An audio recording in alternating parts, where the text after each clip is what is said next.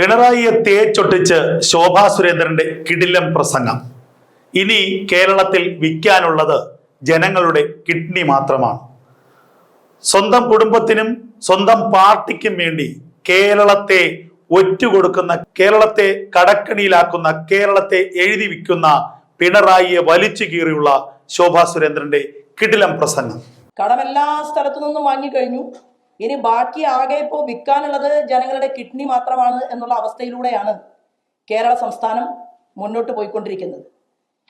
ഈ സംസ്ഥാന സർക്കാർ കിഫ്ബി വഴി ലണ്ടൻ സ്റ്റോക്ക് എക്സ്ചേഞ്ചിൽ ലിസ്റ്റ് ചെയ്ത് ഇത്രയും കോടി രൂപ വാങ്ങിയത് 9.72% പലിശയ്ക്കാണ് എന്ന അതേ സമയത്ത് തന്നെ ഒരു മാസത്തിന്റെ മാത്രം ഇടവേളയിൽ HDFCക്ക് 1000 കോടി രൂപ കിട്ടിയത് ഇതിനേക്കാൾ എത്രയോ കുറഞ്ഞ പലിശ നിരക്കിലാണ്.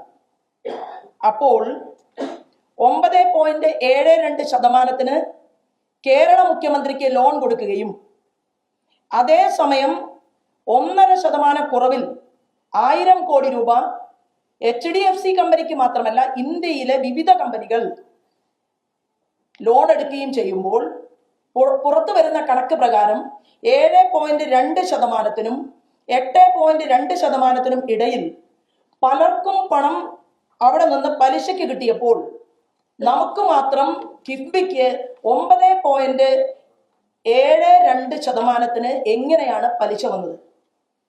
ഈ പലിശ പ്രകാരം നമുക്ക് കാണാൻ സാധിക്കുന്നത് 160 കോടി മുതൽ 250 കോടി രൂപ വരെ ലാഭിക്കാൻ സാധിക്കുമായിരുന്ന, പലിശ ഇനത്തിൽ ലാഭിക്കാൻ സാധിക്കുമായിരുന്ന ഒരു പദ്ധതിയെ തന്ത്രപൂർവം അട്ടിമറിച്ചുകൊണ്ട് കേരളത്തിന്റെ മുഖ്യമന്ത്രി മുന്നോട്ട് പോകുമ്പോൾ EDയുടെ നോട്ടീസ് വന്നപ്പോൾ പ്രതിപക്ഷത്തിന്റെ റോൾ എന്താണ്? പ്രതിപക്ഷം വളരെ സിമ്പിൾ ആയിട്ടാണ് ഈ കാര്യത്തെ കൈകാര്യം ചെയ്തത്.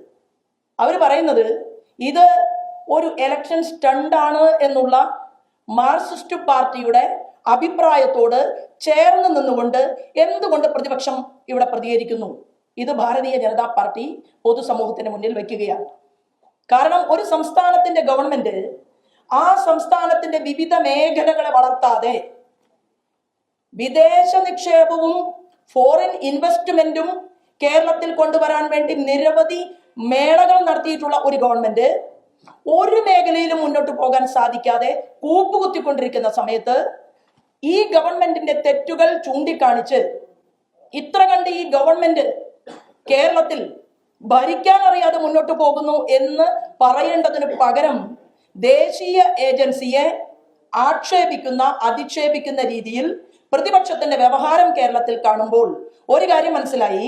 പ്രാദേശിക തെരഞ്ഞെടുപ്പ് കഴിഞ്ഞാൽ അടുത്ത അസംബ്ലി തെരഞ്ഞെടുപ്പിൽ 2 മുന്നണി കേരളത്തിൽ ഉണ്ടാകില്ല എന്നും ഇന്ത്യ മുന്നണിയുടെ ഭാഗമായി മറ്റു സംസ്ഥാനങ്ങളിൽ പ്രാദേശിക ഘടകകക്ഷികൾ പ്രതികരിക്കുന്നത് പോലെ ഇടതുപക്ഷം ഒരുപക്ഷെ മാർക്സിസ്റ്റ് പാർട്ടിയെ പിരിച്ചുവിടുമോ എന്ന് പോലും സംശയിക്കേണ്ട സാഹചര്യത്തിലൂടെയാണ് കേരളത്തിലെ രാഷ്ട്രീയ പ്രഖ്യാപനങ്ങൾ പുറത്തു വരുന്നത്.